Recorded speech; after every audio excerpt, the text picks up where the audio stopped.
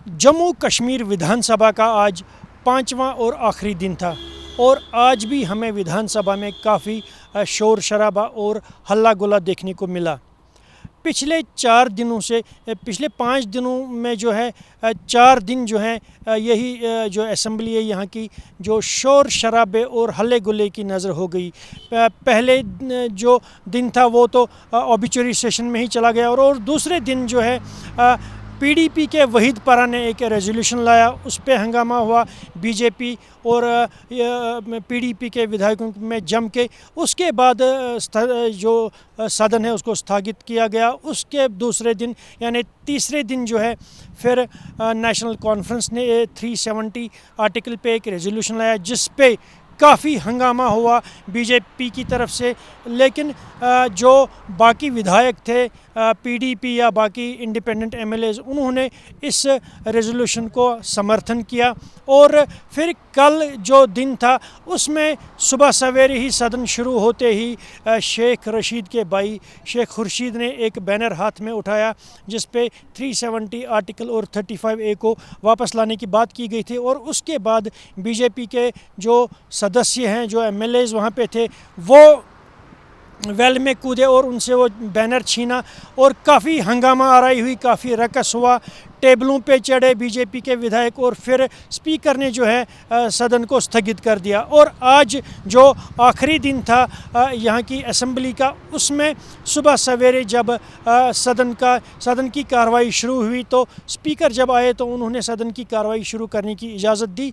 इजाज़त देने के बाद ही जैसे ही वहाँ पे नेशनल कॉन्फ्रेंस के एक एमएलए खड़े हुए स्पीच देने के लिए, तो लेकिन जो शेख खुर्शीद हैं उन्होंने फिर उसी तरह का एक बैनर आज अपने हाथ में उठाया और वो वेल में कूद गए।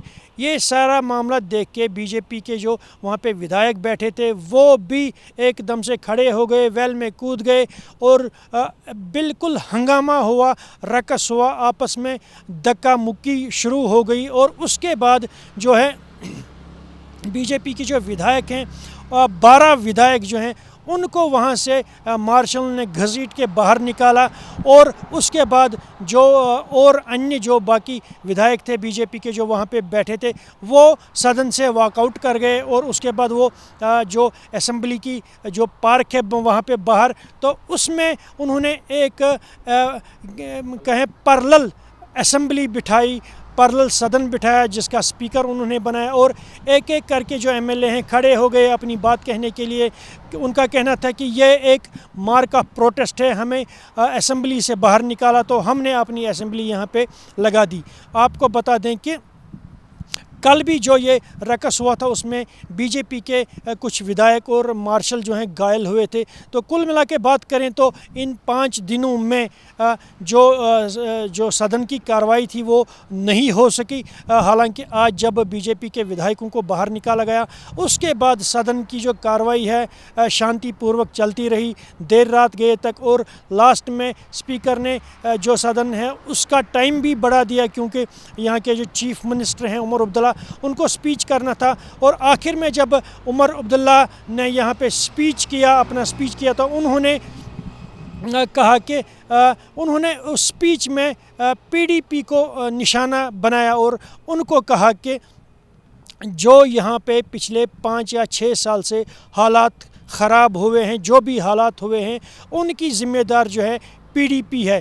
पीडीपी ही बीजेपी के साथ हाथ मिलाई थी और जो भी हालात यहाँ पे ख़राब हुए या 370 आर्टिकल को लेके भी उन्होंने कहा कि उसकी ज़िम्मेदार भी जो है पीडीपी ही है। और उन्होंने ये कहा कि अब लोगों ने 10 साल के बाद यहाँ पे वोटिंग की और मेरी पार्टी और मुझ पर एतमाद जताया है, मुझे यहाँ पे जिता के चीफ मिनिस्टर बनाया है और मैं वचनबद्ध हूँ अपने लोगों के लिए। जो यहाँ पे भलाई के काम है, जो मैंने वादे किए हैं उनके लिए मैं वचनबद्ध हूँ। हमने जो भी अपने मैनिफेस्टो में रखे हैं चीज़ें, जो भी लोगों के साथ वादे किए हैं उनको मैं पूरा करने की कोशिश करूंगा। और उनका ये साफ कहना था कि पीडीपी जो है उन्होंने हंगामा आराई करके सदन की कार्रवाई को रोका और लोगों के लिए ये काफ़ी नुकसानदेह था, क्योंकि लोगों की भलाई के लिए यहाँ पे कोई भी हम बात नहीं कर सके।